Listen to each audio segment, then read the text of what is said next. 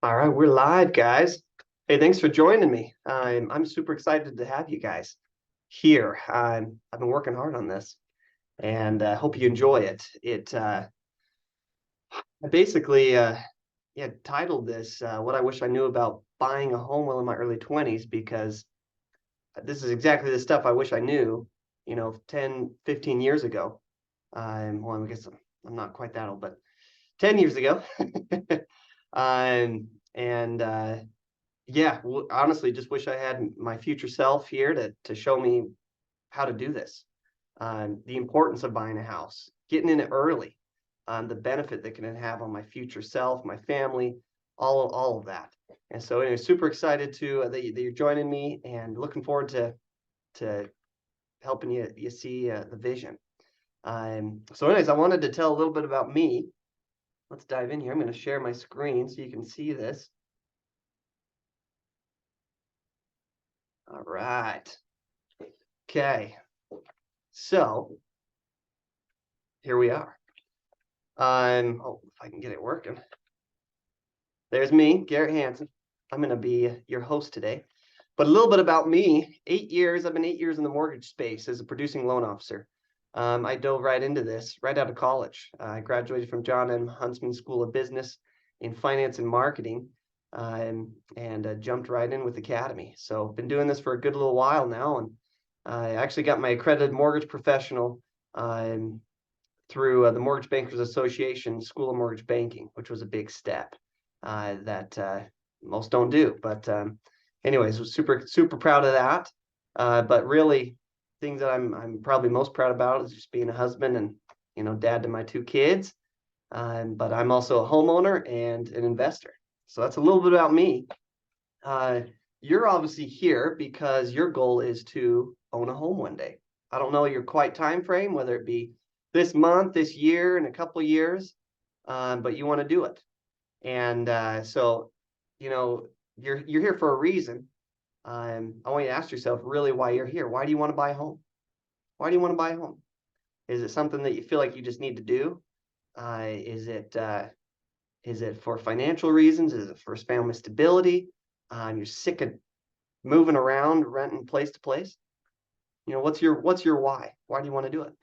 And then also, with with buying a home, there's some challenges or fears that everyone probably has. So, what are your fears? Let's get those out. I think it's important to confront those right here in the beginning, because I want to lay out um, the vision of buying a home and how it can bless and affect your future and your family. Um, so some of the benefits of owning your home. Oh, let's close that out. Some of the benefits of owning your home is a greater sense of community, security and stability, and ownership. You own it, right? You're not going to rent it. You're not going to have to move anywhere ever again unless you want to. It's your choice. But want to go through these. These are a lot of times things that get overlooked, but are really important. So greater sense of community. This is a big one. Owning a home promotes a self of attachment. You're a stakeholder in your community, and your neighborhood. So if you look at a street of homeowners versus a street of renters, what do you usually see? Right? It's usually a nicer, well-kept community, and it's usually safer. So there's been some good articles and data on this, reports over the years, but due to home ownership, there's actually more community involvement in the schools, and kids do better and achieve more in school. That was pretty shocking, but it makes sense. And they feel safer, they have better neighborhoods, they do better in school. Your civic participation increases with more homeowners. Uh, Again, they're a stakeholder in the community. Crime decreases, right? Again, there's a stakeholder you're a stakeholder in community, and so are your neighbors. And your neighborhood and property maintenance improve. Um, read so many articles and data points on that. You can look at those too online. Google benefits of owning a home, how it affects your neighborhood, your house. You'll find them. Another one's your security and stability. So a landlord will have no say, right? That's a beautiful thing on your housing expense or housing situation. So you can kiss your rent goodbye. You won't have to worry about finding a new tenant or a new place to call home unless you want to move, right? Financial stability is another one too. Your monthly payments will be steady. We have a beautiful thing called a fixed rate mortgage, which is great. And that's a sure thing. Your monthly payment on your principal and interest on your mortgage isn't going to increase. What's going to increase over the years? Rent. Okay. If you haven't been renting long, it's going to increase. If you have been renting a long time, you know it's going to keep increasing, right? But another important step on the financial stability side is your home is an appreciating asset that you own. And it's actually a forced savings account that most people don't understand the power of that versus rent that you're paying to a landlord that you never see again. Your part of your monthly payments actually go into your home, which is in turn your wealth, right? There's some examples on this. I want to go through a quick buy versus rent example. So if you're going to buy, I did an example up here. If you're going to buy a $400,000 house versus rent a similar house, I put about $2,300 a month in your rent. Let's go through this though. So you have principal and interest. I don't know if you can see my mouse, principal and interest there. If you were to buy that house, there's your principal and interest payment, estimated property taxes and insurance, maintenance and repairs. That's even, just because you're owning the house, you're going to have repairs and maintenance sometimes. And then, so you add all that up, it's about $3,000 a month. This is just a good estimate. And then if you rent, let's say you're $2,300 of rent, you'll have no maintenance, no taxes or insurance. Well, you will have insurance. So I put in $30 a month for renter's insurance. So you're actually paying a bit less to rent potentially, right? Versus buy in this market. I did this. If you look at the interest rate, I did it 6.5% with that APR there. That's what most people look at. They say, "Oh, I'm getting a little better deal on my monthly payment, so I'm going to keep renting." And from the surface level, seems like a smart idea, but that's just the tip of the iceberg, and you would be missing out on a huge opportunity. Okay, so I want to dive into this with you. Keep going on here. You go year over year. I did 1 through 9 years of owning versus renting. Your rent's going to increase. I did a 5% rent increase per year. The beautiful thing is your principal and interest on that fixed interest rate is not going to increase. Okay. There's probably only potential if there's ever an opportunity to refinance, get that payment lower with a lower interest rate. If there's an opportunity one day, I'd be calling you up and helping you save some money too. That rent's just going to keep going up. So you'll see this year 1, 2, 3, 4, 5, all the way to year 9. You'd start at $2,330 a month, but you're ending year 9, $3,442 a month with that forecast. Pretty substantial. So the cash flow difference over those 9 years, buying a house, if you added all that up, is actually still going to cost you about $18,000 more out of your pocket per month. So, is that the end of the story? Definitely not. Let's keep looking. Appreciation gain on the asset of your home and amortization gain. Now, these are two big parts. Appreciation gain, using the forecast appreciation for the area, I did 3.73% forecast every year, year over year. And that shows, okay, in 9 years, that home's not going to be worth $400,000 anymore. It's going to be worth $500,000 or $556,000. That's a big deal. That's a big increase. And then amortization gain. This is part of your monthly payment is going towards paying down your debt, right? Paying off your principal balance. So this is an extra $50,000 that you have paid off on your loan that is equity in your home, right? So that's a big chunk too. Now, I even put in here, let's say in 9 years you sold the house, your cost to sell, you have a 6% real estate commission. That's $33,000, right? So even accounting for that maximum cost to sell, this is the beauty of it. Net gain by buying a home, right? So if you just looked at the cash flow difference of the difference in monthly payments, you'd be missing the big picture. Okay. 1 to year 9 and 10. Okay. Net gain by buying a home. When you take in everything almost $150,000 would be there on the table for you. Versus if you rented, it's a big fat zero. Big difference in your wealth over the years, right? And then that keeps going, even shows year 10, 180,000 as appreciation continues and you keep paying down your mortgage, stocking away equity into your home versus into a landlord's pocket. So pretty awesome. I get pretty excited about this because real estate will build you real wealth. Okay, it will. In 2019, homeowners in the U.S. had a median net worth of $255,000. This is from the Survey of Consumer Finances, while renters had a net worth of just $6,300. That's huge. That's a huge difference. And just from that example I showed you, can you see why, right? It's a big difference. But you look at that, that's a 40 times difference between those two groups. Which group do you want to be in? Okay. Now, I am, I have a great team behind me. I'm here at Academy. And so I wanted to show you really the path of how to make it all happen. And I think a lot of times people overthink this part.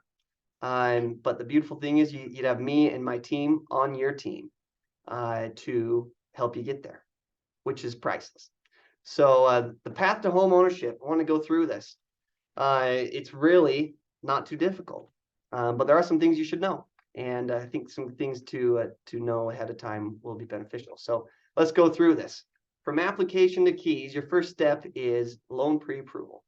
And that is basically meeting with me, taking an application. You can do it online, over the phone, or in person. We go through your goals. We go through where you want to be. I ask you a bunch of questions, and we get it all out on the table of really where you want to get to, and we lay out a path of how to make it happen. But the most important first step is getting your full financial picture in front of us so that I can look through and make sure we're not overlooking any opportunities for you, and that your goals we can make a reality, or how we can make them there.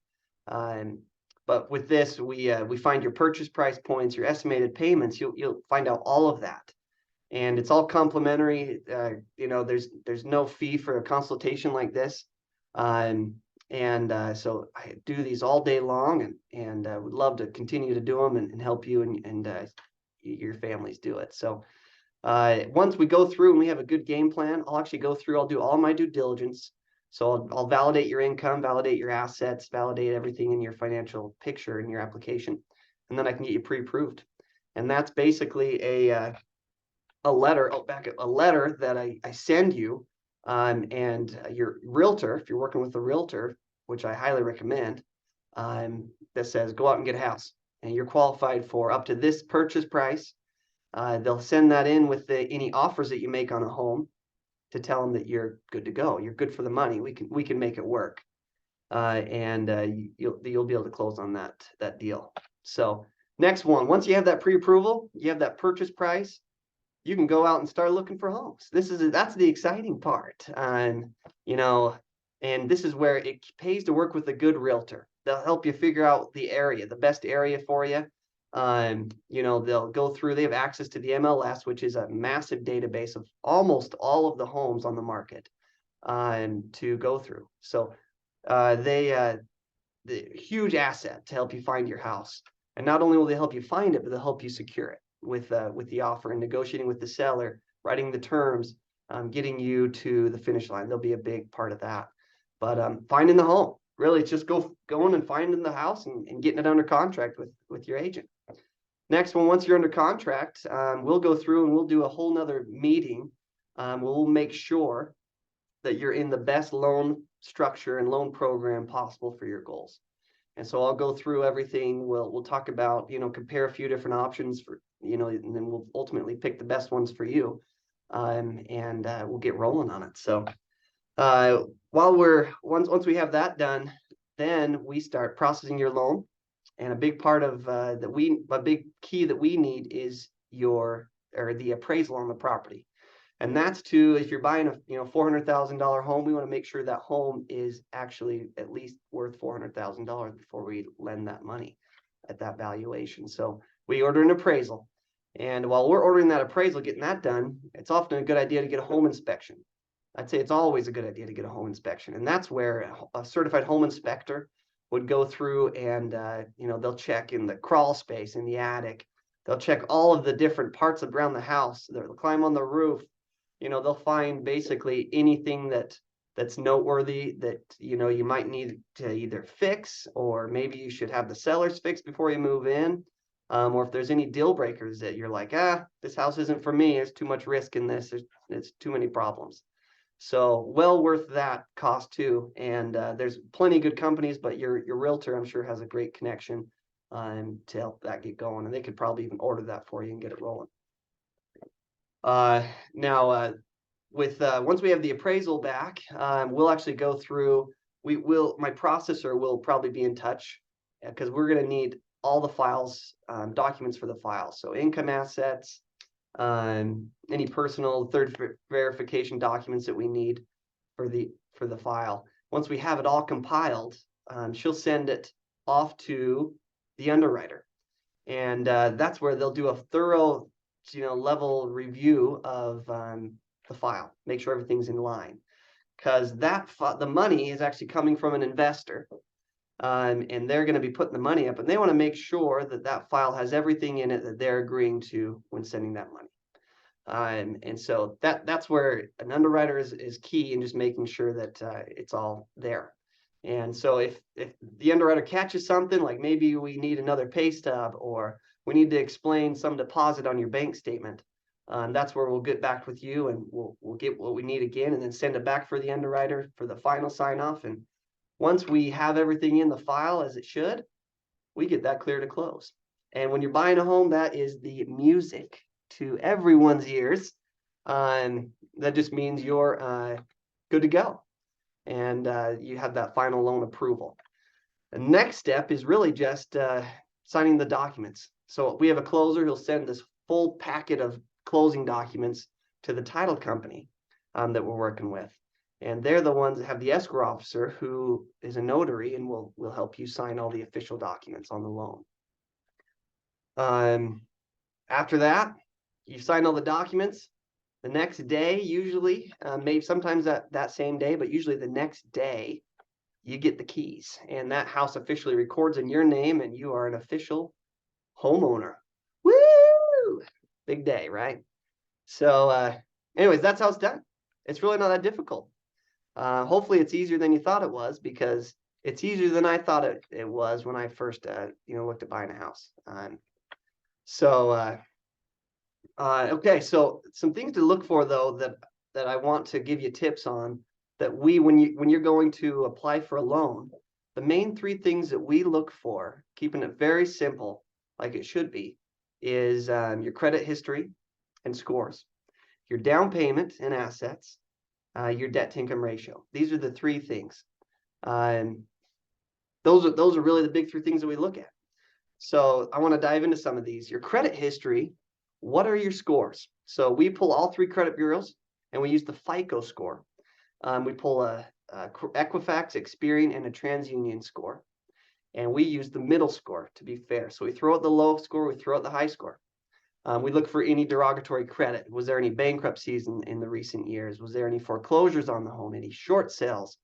Any collections, judgments, anything that needs to be paid that could affect your loan qualifying? Is basically, do you owe anybody money, or have you shown that you can, do you owe anybody money that could come after you when you're in the house, of substantial value, or is there anything in your history that might raise red flags of what would stop you from buying a house? And the beautiful thing is, when going through this, if there ever is anything that is a red flag, this is where the pre-qualification phase, where we meet in person or on the phone. This is where I'll give you a path. That's maybe you need to wait this certain time before you can apply again. Maybe there's just pay this off your credit report, or this judgment you need to collect to get this done. So a lot of times it's just knowing the path, right? And there's no way to know that without diving in, right? Ripping the Band-Aid. Okay. The next one was your down payment or your assets too. So all the money that you need for buying the house.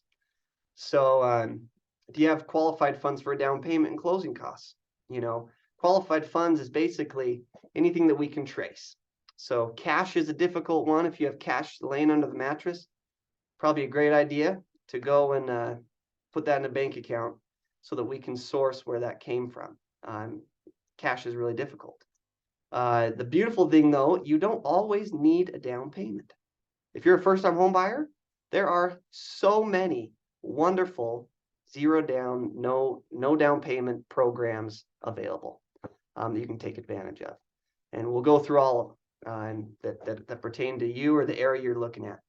But really, we as a lender and the investor wants to know, where's the money coming from for the deal? Where's it coming from? It's come from your bank account, retirement account, mom and dad as a gift, cash under the mattress, which is a problem. So that's the only problem. And that's where having a strategy, getting it figured out ahead of time will pay big dividends. Last one, your debt to income ratio.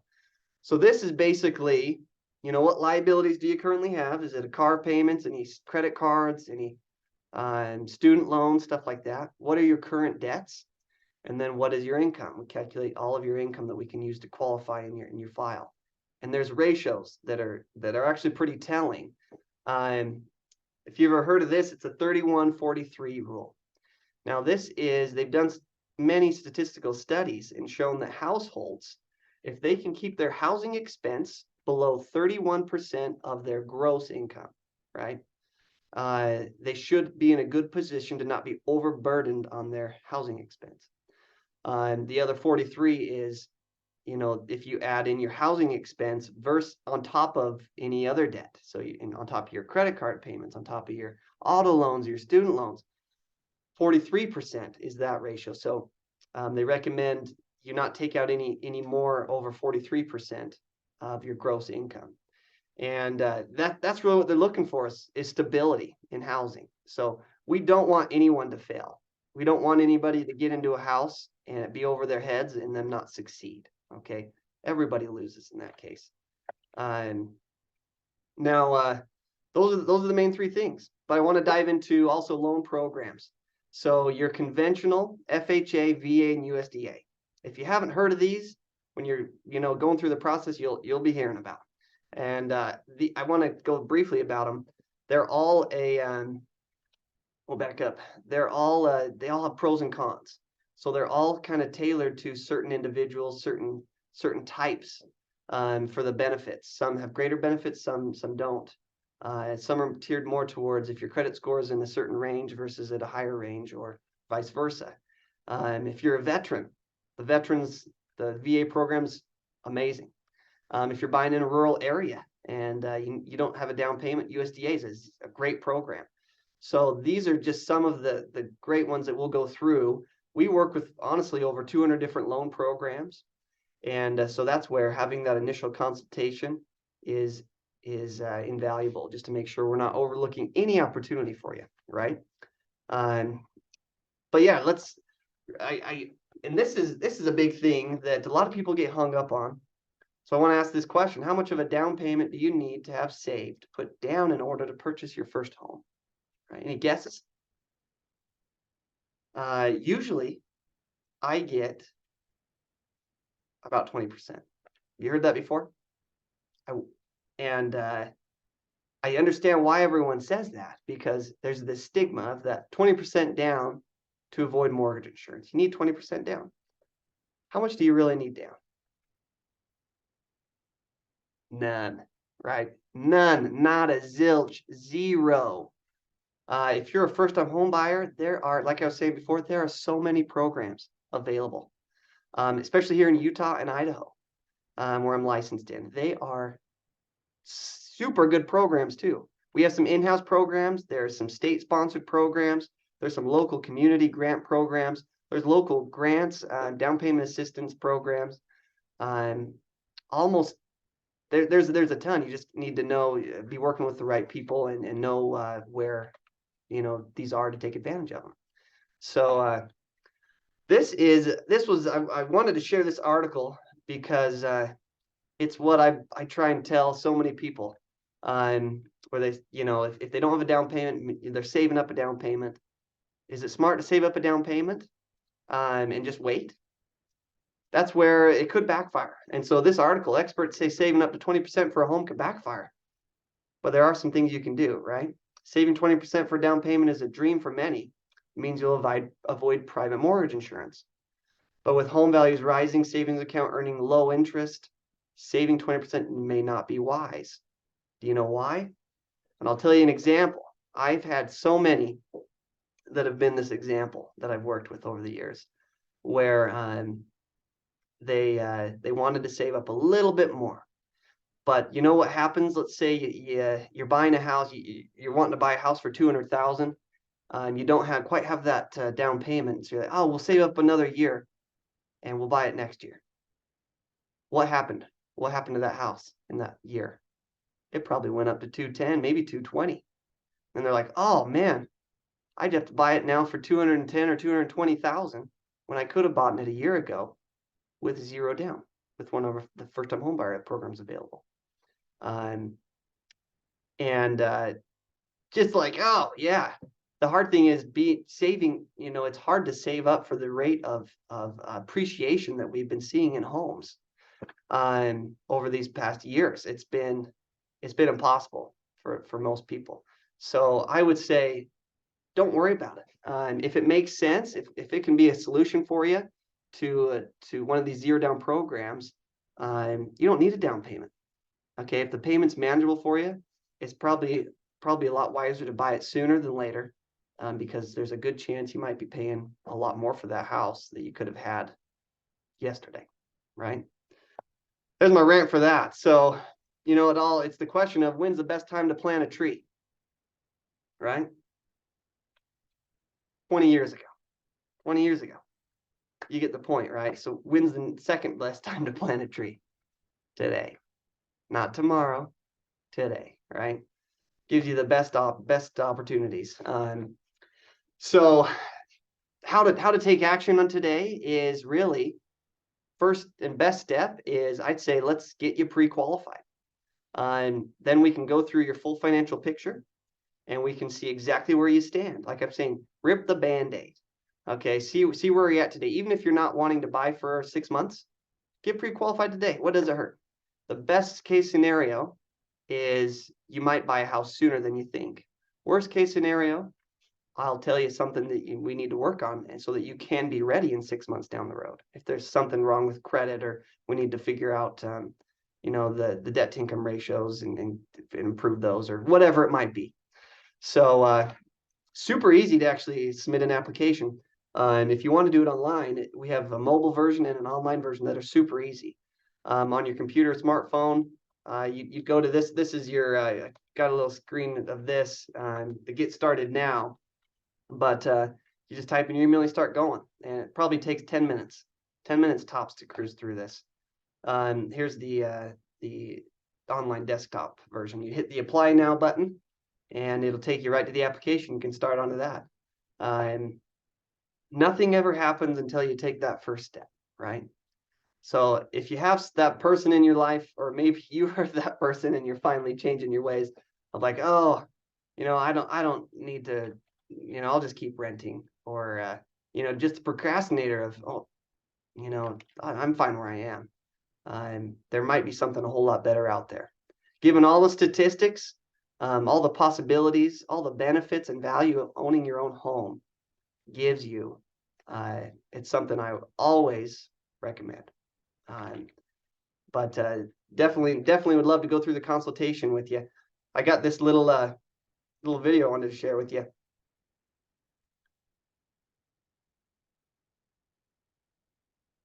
Hold on, let me What's up? This is Russell. Put this here. Here inside the kitchen at Cook Farm headquarters.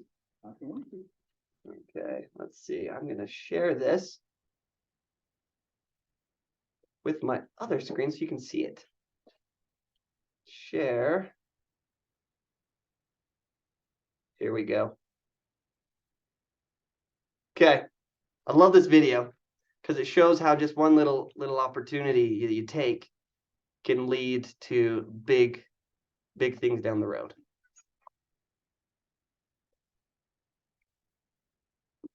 Obviously, these are massive dominoes.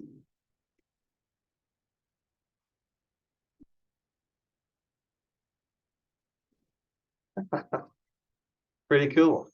Pretty cool, right? Here's another shot of it.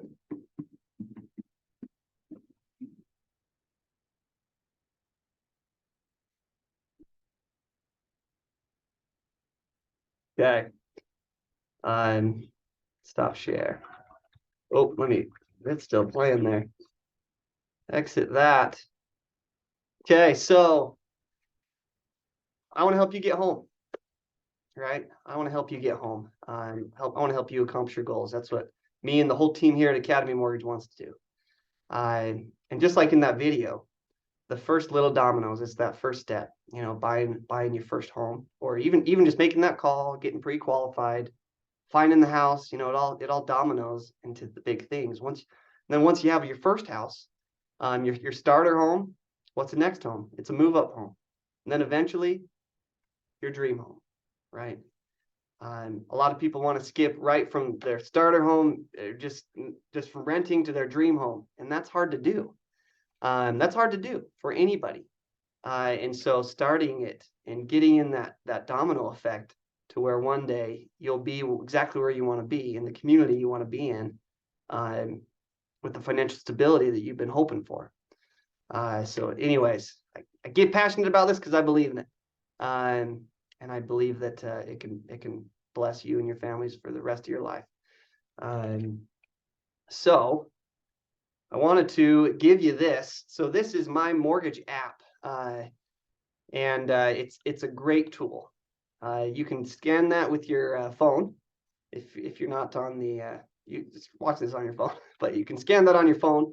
It'll take you right to the app, and you can go ahead and you can apply right there on your phone. It has an awesome mortgage calculator if you want to start crunching numbers on possibilities. And you can communicate with me. It'll give you updates throughout the whole loan process. But this is a great tool to have. You can actually search homes as well that are for sale and listed on there. So it has great tools all there, right handy. So I wanted to give that to you. So feel free to download that. I think that's some great value to you with getting a house. But that's about it. So, oh, I didn't think you didn't see that, could you? Let me share that screen here. Here's the My Mortgage app. I was so there it is. If you want to scan that, sorry. But yeah, would love to help you, show you your options, show you your possibilities.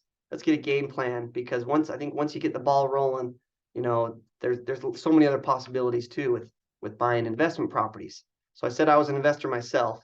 I think I'd love to share you too with buying your first house, how that can dominoes into buying, some properties and getting some rental income as well, and building a portfolio there. So anyways, pretty powerful stuff in real estate here. But hope you've loved it. Anyways, I'll send you out a link on this too. Would love to schedule a call with you whenever you're available to go through and see exactly where you're standing and get you ready to buy a house. So anyways, thanks again for joining. Super excited to have you here, and thanks for spending your time here with me.